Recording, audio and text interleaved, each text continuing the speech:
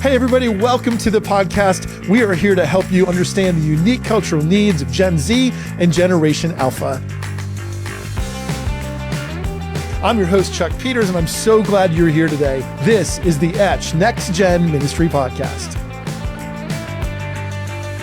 You know that friend that you have who you can kind of just talk about anything with, and it's always engaging and interesting? For me, that's my friend Steve, Pastor Steve Hample, who is from New Jersey, who ministers there. And I'm so glad to be able to have the opportunity to sit with Steve and talk about his passion for ministering to the volunteers who serve within his ministry. A lot of us overlook them, or we might train them in how to volunteer and how to serve better, but Steve looks at them and sees spiritual growth occurring because they are teaching in his ministry. And we wanted to talk today about what we've seen and about what you might experience so you can invest more deeply in discipling and leading those people who are serving in your ministries.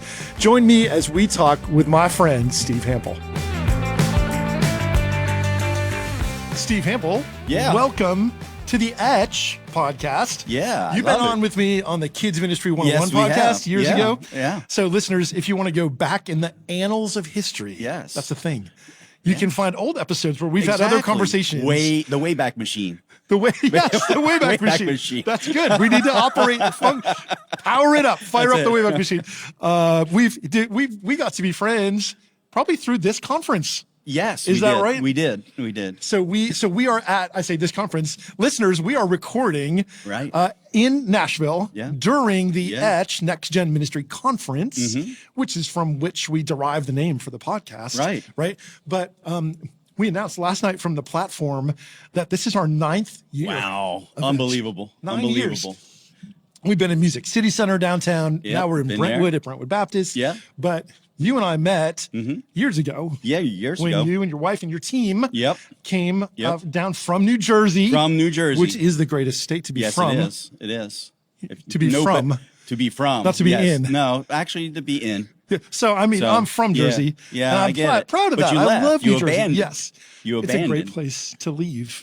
But no, it's an expensive state to nice live place in. To visit, There's lots of things. It's like the most overpopulated, densely populated state. It really is. Like taxes and everything is super expensive, but you're still there. Thank you for being the salesman for New Jersey. But I love New Jersey. My heart is in New Jersey. That's right. It's in my blood. It's in my roots. Yeah. I tell my friends, my friends, people who now are my friends who don't understand New Jersey. Exactly. There's a couple things that are unique to Jersey. There's a lot of things that stand out. Right? Yes. Yeah. Bon Jovi, Springsteen, the Jersey Shore, all that. That's all there. But for me, one of them is there's this thing in New Jersey that I don't know if it exists anywhere else. Right. As we record this, have we talked about this before? I don't know. As we haven't record told this me episode, yet. I know, but I'm thinking it's an internal dialogue. Okay. Listeners, it's an internal Anything dialogue. New Jersey. It happens. Yes. So as we record this, this is like fall festival season for the church. Really good. Right? Everybody's doing parking lot things and trunk or treats and all that. Yeah. Listeners, when you listen to this, it's probably going to be multiple weeks ago that happened for you.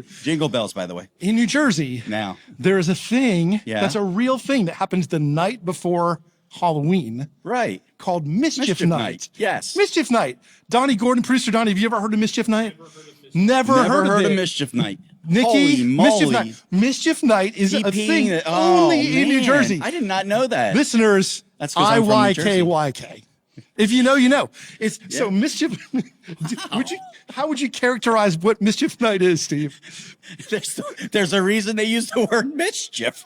I mean, like you're throwing eggs at cars, you're TPing people's homes, trees. You're like let's just say you're lighting certain paper bags on people's front steps. If you are a student pastor in New Jersey, you know what Mischief Night is. Exactly. Because it's a thing. We had a ministry doing a Mischief Night thing, and we actually had the police called on us. So we ministered to them. So I grew up in New Jersey as a kid, as a teenager. I never did anything major crazy for Mischief Night, but it was the night where like kids would, stick a bunch of plastic forks in somebody's yard, or like biscuits on the windshield. I think one of the craziest things that my friends and I ever did is like there's a for sale sign in front of one house, and you move it to the next house over. You weren't really that bad of a kid. Like those people wake up and they're like, that's not even our house is for sale. What's going on? Crazy. So, Steve, we have mischief night in common. Yeah. And okay. so one of the reasons I start with that is because you're a fun guy. I love fun. And I think you're a little mischievous from time to time. Very, very much so. So your wife would say Yes. that you are. You never a dull moment with Pastor Steve. Not all. So for those of you who are listening, not watching, first of all, if you're listening to audio only, please know that all of our episodes are now on YouTube. It's full video. You can find us there, follow us there, like the show, and you can actually see us, which may or may not be a blessing to you. Oh. But if you're a visual person, you can see us on YouTube. Yeah, well, and you that can would see, be amazing. Steve, you make your own t-shirts for your ministry. I do. You go all out. So to properly introduce all you, out or all in. guys, let me welcome to the podcast officially my really good friend, Steve Hample. That's Pastor great to Steve. be here. Thank you. Pastor Steve has been a user of Lifeway Kids resources in his Yep. kids ministries, Sure. in his Calvary Chapel churches, Yeah. which I love. Yep. Uh-huh. Well, there's lots of room here, dude. Oh, I love yeah, it. it really and so is. you have moved to now using Yep. hi-fi, Right. which you're decked out. You I have am your decked t-shirt out, fully with hi-fi. your cartoon version of you on yeah. it, and you've got the my hat with all the hat pins. with all the things. Yep. So it's so great to watch you through your social media. We Right. don't see each other often because Right. you're still in New Jersey. Yeah, I and am. I'm no I am. longer. Yep. But it's so fun to watch your ministry and the things that you're doing as a you. fan and a friend. Right. You do all kinds of creative events. Exactly. You do like a Hot Wheels thing. Yep. So there's lots of cool stuff that you do. A lot That's of fun. stuff. Yeah. But I wanted to talk today Right. about within your ministry, and you lead children's ministry. Yep. But you've also kind of All family I ministry, do, right? You know. Yeah. You have some stories, A lot of stories. and you do, and you've seen some things happen. I think I started to say earlier, there's two things about New Jersey, and we only talked about one. Yeah. I forget what the other one was, but maybe it's you. I don't know. could be. It's you. If it comes back, we'll get to it later. But one of the things that you have seen, and what I'd like to talk about today, Right. that I think will be really compelling Sure. for our listeners, Sure. is the impact that serving as a volunteer Right. in Next Gen Ministry Right. has on the volunteers Okay. to affect their spiritual growth. Sure. Right, because a lot of times we might set or have an expectation that we are recruiting people who are Right. mature in their faith, Right. who are ready to teach, who are solid and secure and all that. And, Right. and many of them are. Right. We also know that there are some people who may be new in their faith, Right. who may have never been discipled Yep. in a way that's effective or instrumental in their faith journey, who come in and begin to teach Right. and serve and Right. volunteer, Right. even as a helper Right. in Right. in the kids or student spaces, Right. and that transforms their lives. Right. Yeah. So I can at least give you a good example. First off, a good example of a bad example. Okay. Okay.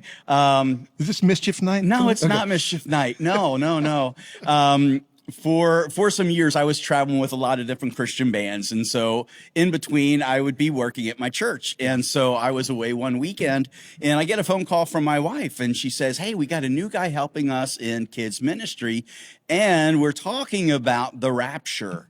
And so she goes, "What should I do?" And I said, "Well, keep letting them teach the kids in small group." And she goes, "Well, he just got done saying that Noah's Ark is coming down to get everybody at the rapture." Yikes. And I said, "You know what? We're going to make him the lemonade guy." And so that leads me to how I love to run leadership. What is the lemonade guy? What does that mean? Is a guy who's not telling kids that Jesus is Does not coming need to be down in a teaching. boat. And for the record, I need you to say for the record, Yes. that was not in a Lifeway curriculum. It was not Okay, at Jack. all in a Lifeway curriculum. He came up with that Not on his at all. own, his own He theology. came up with his own Which thing. is why I'll put in a plug, listeners, why you need to choose Exactly. and use trustworthy Exactly. resources Exactly. written by qualified, educated people Exactly. who value biblical fidelity. It's so Exactly. important. Exactly. Okay. And I do. 'Cause and otherwise I do things that go off the firmly, rails and really it- quick. It does. And when you allow somebody to do that, but that's what happens when you have, now understand, I was brought in to help this church. I wasn't actually attending the church. And so what it lets me explain is, how do we develop good leaders? How do we find good leaders? And really anybody can be a leader. Anybody really can. I do make a big differentiation between volunteering and serving. Okay. And I'll explain that in a second. But what I look to do is I love to see anybody who's gifted and called to serve in ministry. And if that's, whether it's kids ministry, student ministry, any ministry, if somebody is called to do that, that means that the Holy Spirit's putting a yearning in their heart. Yeah. That doesn't mean that they are qualified for all positions. Right. And there's nothing wrong with that. And because what happens most times is people won't volunteer because they think they have to be qualified.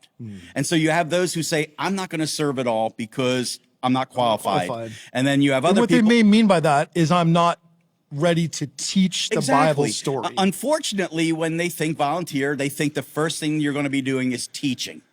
And there's so many more things in ministry that go on. Yes. Yeah, exactly. Again, that's why the guy becomes, that's why a guy becomes a lemonade guy, because he started bringing lemonade to all the kids. And you know what? He was the best lemonade bringer we had. He was awesome.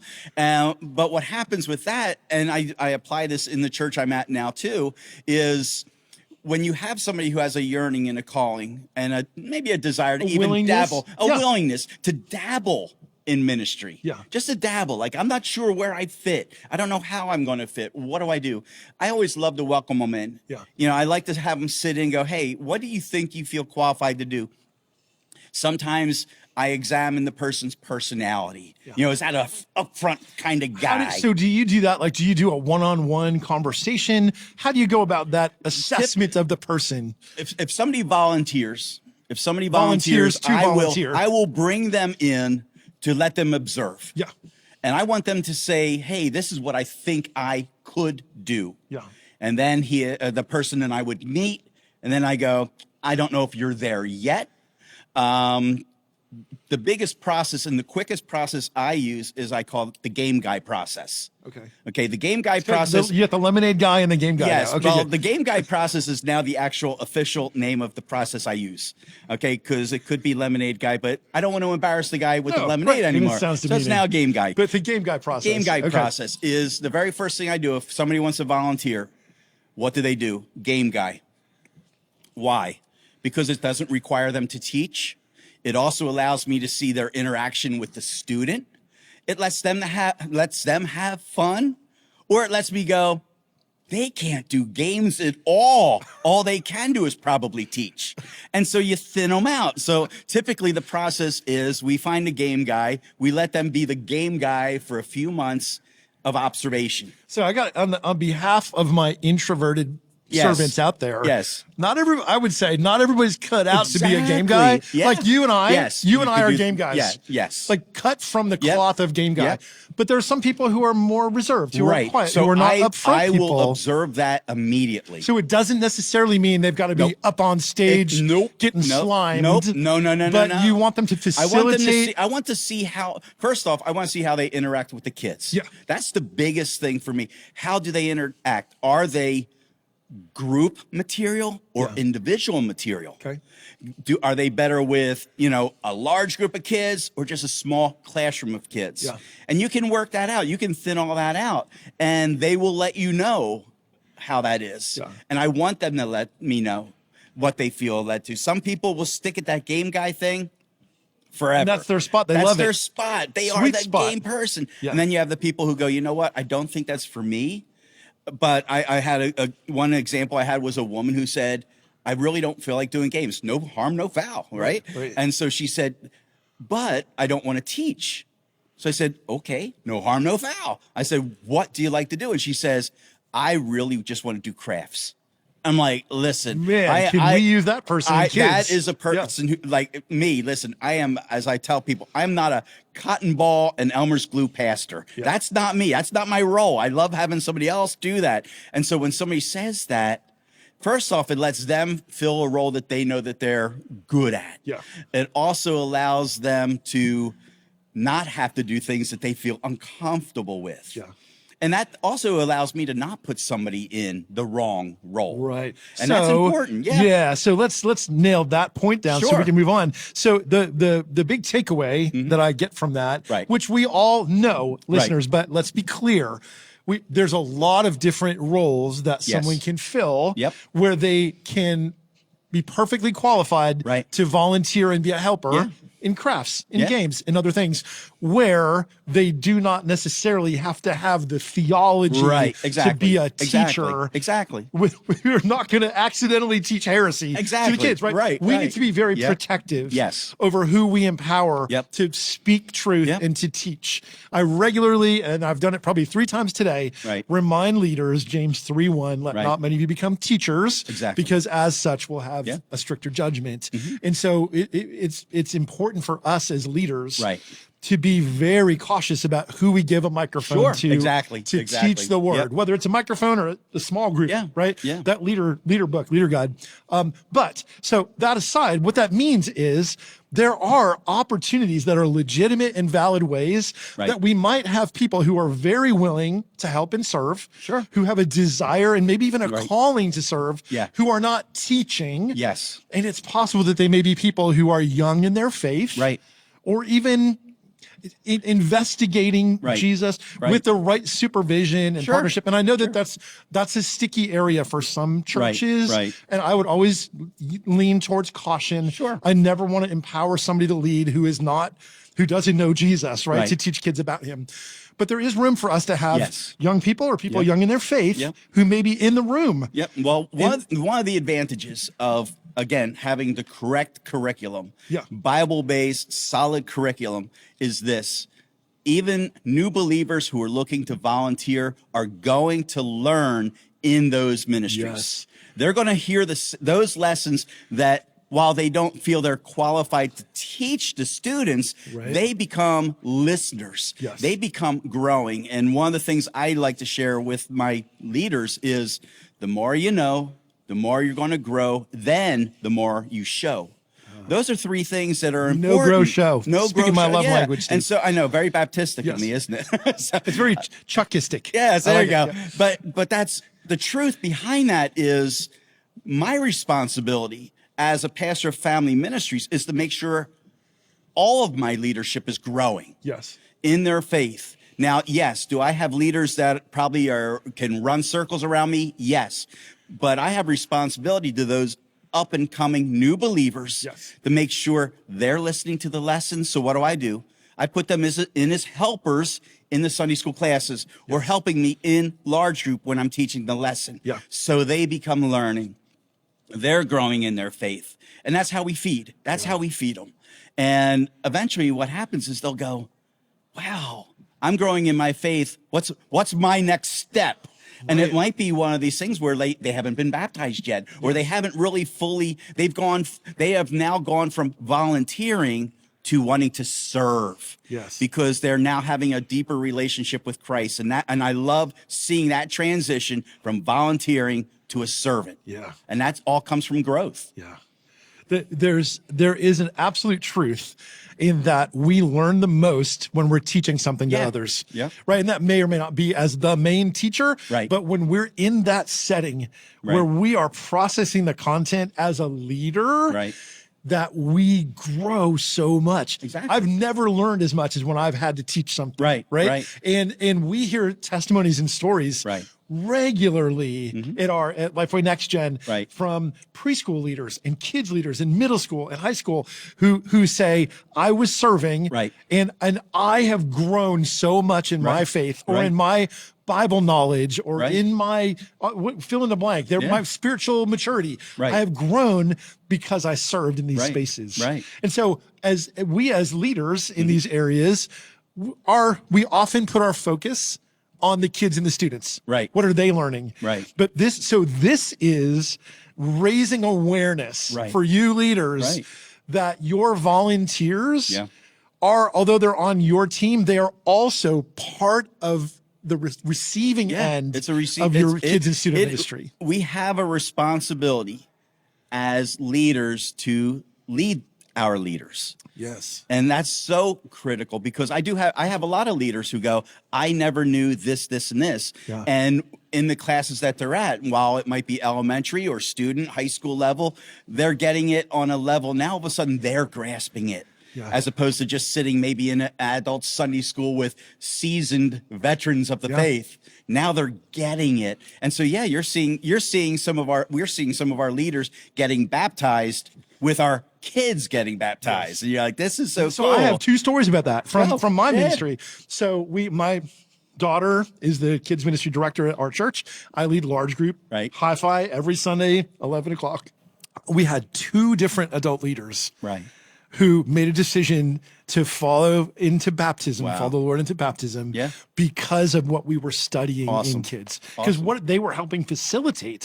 One of those, we have a thing, it's Baptism Sunday, once a quarter, and it's kind of a big blowout day. Everybody knows it's coming, and we're set up with counseling and things like that. But there's always those who plan to be baptized, but there's also an invitation. If you feel like God is speaking to you, that this is a step of obedience, we have counselors right now who can talk to you, and so many of the stories in the Bible of baptism are in the moment. I think of like the Ethiopian in Philip. And he's like, what's to prevent me from getting baptized now? So we don't always have to plan 6 months out and do a class. But we need to be clear about what we're doing. So I had a leader who had attended the early service, sat through it, watched the baptisms, came to serve, and in the middle of the service hour, you don't want this to happen all the time, but right in the middle, he came up and he said, hey, can you have somebody cover for me? I feel like I need to go get baptized right now. And he left in the middle of service and was baptized. And Mr. Eric, praise God, we celebrated that. The kids, we were able to put the video feed up in the kids' room. And we watched Mr. Eric get baptized in real time. That's awesome. Amazing. And I know you've heard stories and seen stories about lives transformed in various ways. I mean, you have so many families. And the thing is one of our other things is to grow families, obviously.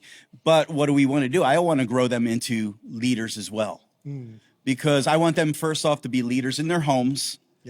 If there's one thing I get, most spouses want to talk about is, why isn't my other spouse fully serving the way I think they should? And so again, another responsibility for me, another calling for me, is to make sure I'm reaching behind those closed doors of their home. Because again, we don't know what's going on in the closed doors at their home, but we are responsible for the open doors at our church, God's home. And so when we bring them in, we need to get to know the families. And the same thing, I need to grow moms and dads. And when you grow the moms and dads, all of a sudden they start wanting to volunteer. And you just see, now all of a sudden you see a family growing. So it's not always about saying it's the family ministry. You have to realize when we say family ministry, we're talking family ministry. And so it just opens up the door, and we see that family grow. And then, hey, maybe they'll not serve in family ministry, but they'll serve in another ministry. Why? Because they're always growing. So Steve, I know that you are really intentional as a leader in investing in people. And that's something that, some of what we're talking about, the reality is some of what we're talking about happens organically. When you get a leader and they're teaching, like the Gospel Project, for instance, it's a comprehensive, Christ-centered, chronological curriculum. Goes all the way through the Bible in 3 years. You see that the Bible is one big story that's all about Jesus. And for a lot of leaders, just by going through that, they have new ideas and light bulbs, and God works in their lives just because they're in the space. But there's other ways that we intentionally invest in leaders to help them grow. And I hear you talking both sides of that. What are some of the ways that you intentionally develop your leaders? Trainings or counseling or leadership? What does that look like for you? Touching on what you just said, and then I'll bounce back to the answer to the question, is my leaders are shocked that while obviously they will sit in church services, that when they help in the kids ministry, if they've helped for those 3 years, they realize that they themselves have gone fully through the Bible. So if you have, for some people, that's the first time. Exactly. And so I have leaders that have served with me for 10 years, which means what? They've gone through the Bible 3 times. And so they are growing. And so, but what do I add on top of that? I will make sure that they're not only getting and understanding their lessons that they have to do, but that to me isn't enough growth. So I actually have other resources. I do a weekly teaching with each of our leaders. Right now I'm going through the book of Nehemiah and talking about leadership and how does that look. So you're really investing in discipling your leaders. Yes, I don't. Outside the curriculum. Exactly, outside of the curriculum. I don't think that we minister only on Sundays and Wednesdays. Yeah. Again, I want to minister not only to the families as a resource at home during the week, same thing for my leaders. Yeah. And again, I can't make families nor leaders check anything out from Monday to Saturday, Right. which I would love. Right. The option is there for them. Yeah. And so we have, as my calling, I feel God says you have to grow the leaders. Yeah. And that's important because especially when we're talking about somebody who's fairly new to their faith, how does that look like for me leading? Yeah. You know, can I call myself a leader? Can I do that? I'm not what I think a leader is. Well, here's what some leadering is. You are leading this way. You're leading that way. And to build, I hate to say we're building their confidence, but I think we are building their confidence. I think that's fair. That all of a sudden they can say, you know what? I am worthy of this. God has called me to this. The one person who was sitting in the pew just a few months ago saying, I can't be that person, is finally going, maybe I can. am that person. Yeah. I am becoming that person. I am that person. And guess what? I have a friend of mine. I think I could bring them in too. Yeah. So again, they start doing, I mean, I've seen that. I hate to say it with the game guys. I see them bringing, hey, I got a friend of mine who wants to serve, but they don't know how. Yeah. Can they do games with me? Of Like, course what they a blessing can. is that, Exactly. right? Yeah, exactly. Because so many of us are just hungry for anybody to serve. Yeah. Part of it is, right, we need to be prepared to take those people and equip them well to serve in a way that's successful. It is an equipping thing. Yeah. And we have to be intentional about equipping them. So one of the things you mentioned is, and we talked specifically about the Gospel Project. It's a resource that we create. Yep. We create 4 different curriculum lines. There's a lot of good content out there. Yeah. But being intentional about what you're teaching over the long curve, the Gospel Project, all the way through the Bible is every 3 years. Yep. And so, man, when you put an adult leader in that situation, not only are the kids going through it, but the adults are too. Yeah. It gets them all the way through the Bible over the course of time. Yeah. The other thing that I see, and I'm sure you do too, is sharing the gospel. Right. The kids ministry is we say, we want every Christian, every believer,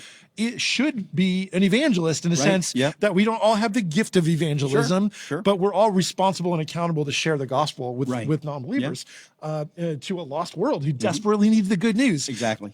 Kids ministry is the perfect place to have them hear and comprehend and understand a construct, how to share the gospel. And so again, it's just another way that adults, even adults who have been in the faith for many years, may not have read all the way through their Bible or may not feel confident sharing the gospel. And when you serve in kids and student ministry, if that's a part of your ministry, and it needs to be, we need to be careful to not save the gospel for special occasions. I've become a big proponent that the gospel should be part of our weekly conversation, not an annual presentation. Well, one of the things I want to speak on that, and I was just talking with Aaron from Gospel Project, and I love God's plan for you. I ride Aaron. that like wait, hold on. Aaron. You said Aaron. Wow. So, New Jersey. I get an excuse. It's okay. I just wanted to clarify Aaron for the rest of my listeners that you meant Aaron. Aaron. Okay, little Key and Peele. Okay. So I apologize. I digress. It's all right. So here's the thing. So you're talking with Aaron from the Gospel Project. So Steve, I love God's plan for you. I really do. The gospel, God's plan for me. That's the construct that we use. And I love how that's shared through the curriculum. I get all that. But one of the greatest things I've ever... It's God rules. God rules. We sin. God provided. Jesus gives. We respond. And we respond with the ABCs. Exactly. Admit, believe, confess. Exactly. Yeah, it's a clear construct. It's very clear. And what we push it for are for kids. But I have to say, in the past few years, I have led more unchurched adults to Christ by using that method. Kids conversation. Because I mean, as a lot of church people, and I'm not faulting this, but a lot of us use the Romans Road and all this other stuff, which is all great stuff. It's all good. Great stuff. But I remember taking classes on evangelism explosion. Yeah. But sometimes they're not getting it. Yeah. And so I go and I think, if they have a childlike mind about Christ and the Holy Spirit's just whispering, those symbols that are used and those explanations were so clear to adults. And the thing is, I share all the way up to the present because the last one is receive. And I said, listen, I can share all the way up to here. The only person who can do the last one is receive the gift. And so I want to be an encouragement to Lifeway and let you know, Gospel Project, that whole God's plan is so geared for everyone. And it's a great way of sharing faith with others. And like I said, I've seen so many adults coming to faith in very simplistic pictures that they finally get it. And that's a beautiful thing, right? There's a lot of adults who, when, even in big church, when they do the kids corner, the kids come forward and there's like a little moment, maybe once a year, where the pastor does a simplified kid story. I've had so many adults, Steve, be like, that was the greatest. Exactly. I totally got it. I get it now. Sometimes we may be over our adults' heads. When they're in kids ministry, they don't have to apologize for hearing the clear and simple gospel. So, I mean, the gospel is great. And that's what I love about the curriculum at Lifeway too, is the fact that Christ is always presented no matter the story. I mean, you give an Old Testament story, there's Jesus. And anything in our life. That's one of our promises. That's a commitment from our team. You will never have to search for Jesus in a Lifeway resource. And the preschool kids, students. Exactly. And you know what? Front and center. The leaders come in and they see Jesus like they've never seen him before. In every story. They are amazed when they find Jesus. Like, oh, you just talked about Noah and the ark. There's Jesus in that? Yeah. Okay, wow. So you mentioned the gospel, God's plan for me. We use that construct in the Gospel Project for kids. We also use that and explore the Bible in Bible Studies for Life and in Lifeway VBS. That's the construct at Centra Kid summer camps. That's the core way we communicate the gospel. With hi-fi, you're all decked out in your hi-fi garb. We use a different construct. The three circles. Three circles. We use 3 circles in our student resources. And it's a little bit of a different construct, where we see God created the world perfectly. It was broken. The world is broken because of this thing, sin. But he sent Jesus to repair the broken world and make it perfect again. And that's in simple, back of a napkin that anybody can learn and tell. So whichever construct you use, use something that is simple. And if kids can understand it, if students can understand it, I say, Steve, I know you've heard me say this before, we need to reorient our thinking in the church away from speaking to the 99 who are the church kids in the fold and speaking in language that's understood by the ones who are far from God. And when we share in words and ways that are relatable and understandable to the ones, we get the whole 100. And I have to say, and I'm not trying to do a plug, but I will say this, is the whole concept of the book, Flip the Script. Really changes a lot of thinking from maybe how some church leaders have thought in the past. It should still work this way, and it doesn't. And so reading through Flip the Script, all of our leaders are going, oh, we need a different approach to the same truth.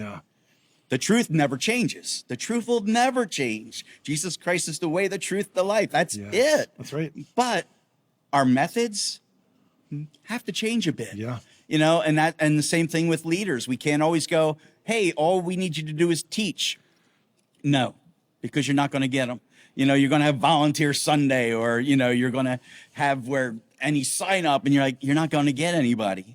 Here's the thing. You just go, listen, all we want you to do is have an open heart, see what God wants you to do, and we'll find a place for you that God wants you to be in.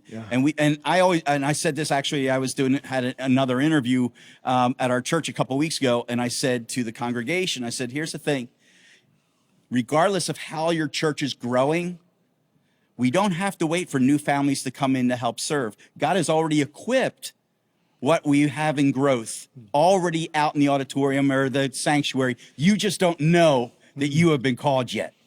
Because again, if God's growing your ministry, those leaders are already really there.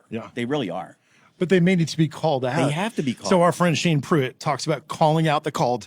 And so there may be people out there who God has put a calling in their life that's there, but they may not know what to do with that. And so we need to give them the opportunity to call them out.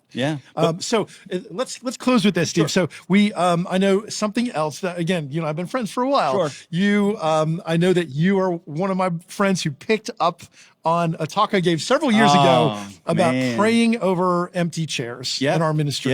This was around the time of COVID. We weren't able to meet. And as churches were starting to gather again. And I think New Jersey was one of the last states to let you meet in person. Yeah, we're still barely meeting. We all had a lot of empty chairs in our kids and student spaces, in our churches, in our pews. And for many of us, we still have empty chairs. We always do. But the conversation that we had was at the time was about, what if we prayed that God would bring someone specifically to sit in that empty seat in our room? And that's something that you picked up on and you adopted that as your own strategy where you had numerous chairs and you'd have kids and leaders pray over these seats. God, bring the person here. And then when they showed up, you could say, we've been praying for you. Then we had to pray to get more chairs. That's so amazing. So amazing. But right now we're doing, actually, the church I'm at now, we don't have chairs. So we had to change it to prayer on the spot, pots. We call it pots. So we do pots prayer. Because it's like a spot on the floor. Exactly. And they put their hands down on the carpet. Every kid will put their hand down on the carpet. But every other kid that comes in after that, they'll go, you are an answer to prayer. That you are an answer to prayer. And that's one of the things I think we all should take to heart, to let our leaders know, and every single one of our kids, is that they are an answer to our prayer. I mean, I heard you mention just last night that that whole auditorium was prayed over. All those chairs were prayed over. That's right. And we need to do that. But we also need to make sure we let each other know that you are an answer to prayer. I mean, Chuck, you are an answer to prayer to me as a mentor, you disciple me. And I mean, so I appreciate that. So you are an answer to prayer of mine. So. And you to me, you to me. It's such a joy to watch you lead and to do it with such a beautiful heart and a passion for the Lord and for his word, for Jesus, but compassion for the people that you lead. You love the people that you serve. So that prayer for the empty chair, what if we as leaders committed to do that for our leadership seats? For our volunteer chairs that are vacant. See, I'm already ahead of you. Right? Because we also have another POTS prayer, which is praying over teacher serving. That's great. We just started that a couple weeks ago. I love it. So because we're teaching I'm the kids. I'm not surprised that you're already there. We're telling our kids we need to pray for our leaders. And you can have the kids praying for leaders. We do pray for for future leaders that God might raise up. And so that's something we've implemented because we want the church to know that we are praying over teachers serving. We want that. I love it. And so, so the kids have done it. Now the church is doing it. Beautiful. Steve, Pastor Steve, thank you, brother. You're welcome. So glad to have you. I love being here. It's always great to catch up. And I'm excited to share you with our audience. Thank you. Thanks. Thank Listeners, thank you for what you do. Listen, I hope that this episode, that the passion you hear from Pastor Steve, you would catch that and that you would open your eyes to realize that the volunteers who serve in your ministry are part of your mission field. The volunteers they are on your side, but there's so much more to it that when they serve beside you in student ministry and in kids ministry, it's an opportunity for you to help invest in their spiritual journey and their spiritual growth and to develop them as teachers and leaders. It always amazes me and humbles me to hear how God uses kids and student ministry curriculum, Bible studies that we create to reach not only kids and students, but to reach leaders in those spaces. And so I trust that you will have maybe new eyes to see the leaders as a part of your ministry as well and invest in those people because they need Jesus too, and they need to grow in their faith as they share with our kids and students as key influencers in their lives. Thank you, Steve. Thank you. Thank you, listeners. We'll see you back again soon for another episode of the Etch Next Gen Ministry Podcast. This episode of the Etch Next Gen Ministry Podcast was brought to you by our amazing team. Executive producer, Angie Elkins. Producer, Nikki Ogden. Edited by Colin Cruz. And recorded in the Lifeway podcast studio in Brentwood, Tennessee. With sound engineer, Donnie Gordon. Artwork by Cameron Wilson. And I'm your host, Chuck Peters. Thanks for joining us. We'll see you next time on Etch.